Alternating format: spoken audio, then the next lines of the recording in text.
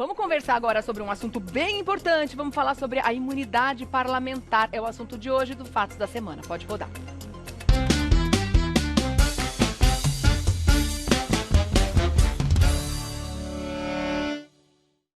O assassinato do pastor Anderson do Carmo, marido da deputada federal Flor de Lis, se tornou uma grande polêmica nacional após o Ministério Público do Rio de Janeiro denunciar a parlamentar como mandante do crime.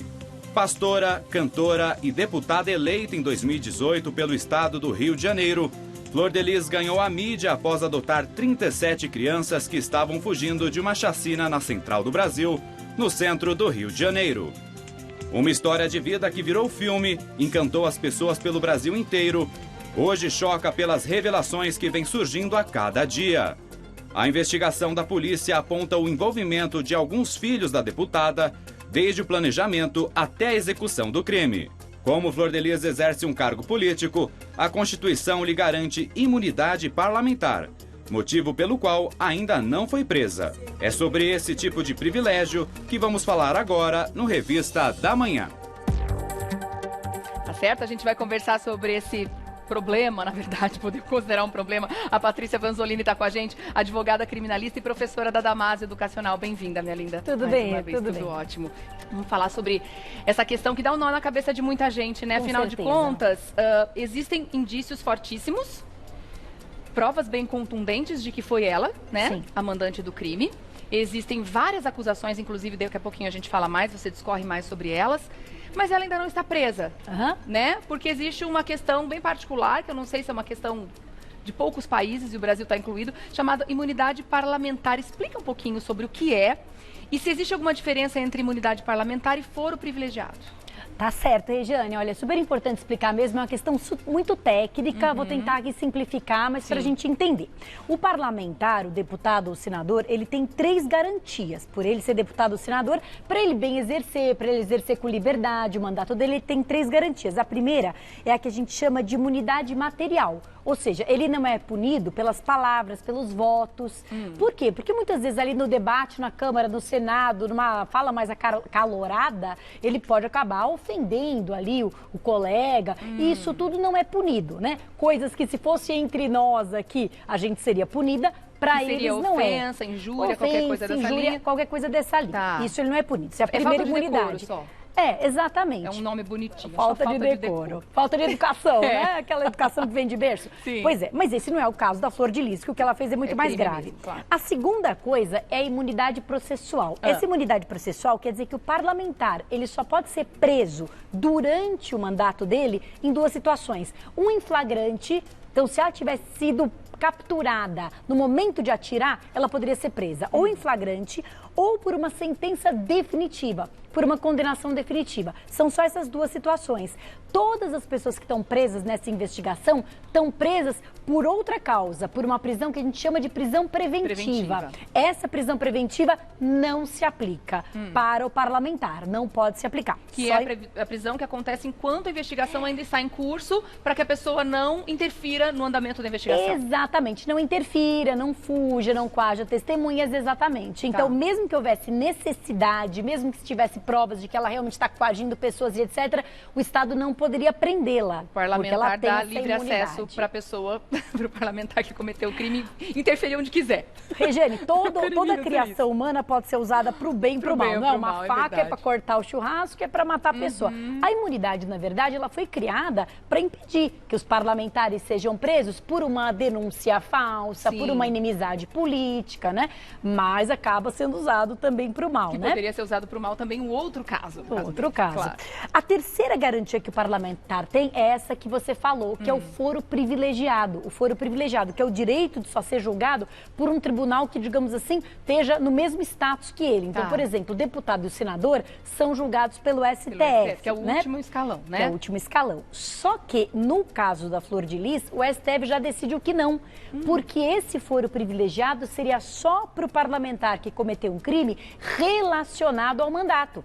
E nesse caso, o crime não é relacionado ao mandato. Tá. Então, dessas 3 garantias, 2 delas, a Flor de Lis já não se aplicam. Relacionado ao mandato, você diz no exercício do mandato? Não apenas no exercício, mas que tenha relação mesmo, que tenha a ver. Digamos que um parlamentar seja investigado por uma questão de corrupção relacionada à venda de favores que ele tem no cargo, entende? Tem que ter alguma ligação, tem que ter alguma conexão com o cargo. Agora, matar o marido não é uma coisa que tenha nenhuma conexão com o fato dela ser deputada, senadora, vereadora, dona de casa, seria a mesma coisa. Tá. Então, nesse caso, o STF já decidiu que ela não tem. Por isso, até que a ação está tramitando na Justiça de Niterói. Ou seja, por isso que a denúncia foi oferecida aí pelo Ministério Público do Rio de Janeiro, senão nem poderia. Tá.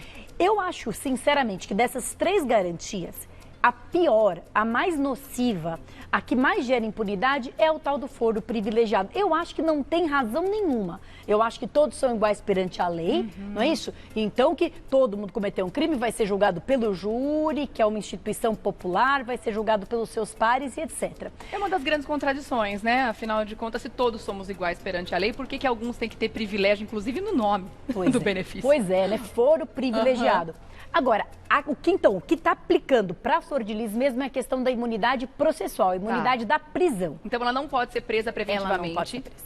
Mas se ela for condenada e provar, se realmente for provado que ela foi a mandante do crime, após a condenação, aí sim ela pode ser presa. Aí sim ela pode ser presa. Aí ela pode mesmo, mas eu vou ficar, porque, né, a gente vê que tem alguns parlamentares, alguns poucos, mas alguns, que ficam agarrados no mandato, querendo se reeleger justamente para não perder o tal do foro privilegiado. Mas agora isso não adianta, porque ela já perdeu, ela já não tem o foro privilegiado e se ela for condenada pelo tribunal do júri e transitar em julgado, aí ela pode ser presa sim. Nem precisa ir para o STF, no caso? Então, para uma outra instância, caso ela recorra? Não, tem que ir, tem que transitar em julgado. Tem que chegar na última instância. Que é chegar na última instância. E aí é o segundo problema. Tá. Quanto tempo demora isso, né? Vai acabar o mandato dela. Mas falando em acabar o mandato, se ela já estivesse no final do mandato, de repente, né? E não fosse reeleita, ela poderia ser presa preventivamente? Poderia. Porque perde a imunidade Porque parlamentar. perde. A imunidade não é para ela. A imunidade é para deputada Flor de Lis, não para pessoa Flor de Lis. Então, o que se quer evitar é que um deputado, um senador, seja preso, como eu disse, por uma inimizade política. Agora, se ela já acabou o mandato dela, não se reelegeu, ela pode ser presa. Tá. Quanto tempo pode levar esse tipo de ação? Ah, demora, viu, sabe, Rê? Porque é uma ação de júri. E o júri é um procedimento muito extenso. Então, ele tem várias fases, ele tem muitas etapas. A gente estima aí que um júri não vai acontecer antes de 3, 4 anos, não vai acontecer esse júri. Aí, acontecendo o júri até julgar todos os recursos. E eu penso, né, pelo menos pelo volume de provas que há contra ela, que ela vai usar aí de todos os expedientes jurídicos para protelar, né? Para atrasar o máximo possível. Com certeza. Então, são muitos os crimes, né, que ela está sendo acusada? São. O principal mesmo é o crime envolvendo, né, o mando do homicídio qualificado, triplamente qualificado, né, do marido. Tá. Bom, essa investigação está apontando muitas coisas bem bizarras, assim, né? Alguns detalhes bem sórdidos dentro do convívio familiar, do que acontecia entre eles. Inclusive uma relação que a Flor de Lis tinha com os filhos, uma relação sexual, né? Isso configura algum tipo de crime, sendo esses filhos adotados? Olha só, é engraçado, né? Porque certas coisas, elas ofendem tanto o nosso senso moral que a gente automaticamente pensa que é crime.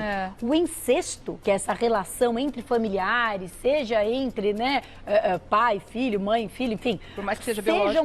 Mesmo que fosse biológico, não seria crime nenhum. Crime, incesto. Não é crime. Desde com consentimento ali das partes, relação entre irmãos, não é crime. Mas, por favor, não estou dizendo aqui que seja uma coisa positiva, mas crime não é. Não é considerado crime. Não é considerado então, crime. Esse crime ela não cometeu.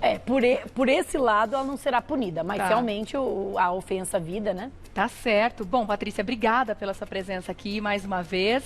Foi muito importante conversar sobre isso para entender um pouco mais o que significa isso. Quanto mais a gente entende, mais a gente consegue formar a nossa própria opinião a respeito, né? Então, Patrícia Vanzolini, que é advogada criminalista e professora da Damásio Educacional, vou deixar aqui o Instagram para você começar a seguir agora, @PatiVanzolini. Vanzolini você vai escrever com um Z e um N só, tá bom? Pati Vanzolini. Obrigada pela presença mais uma vez, querida. Obrigada. Até a próxima.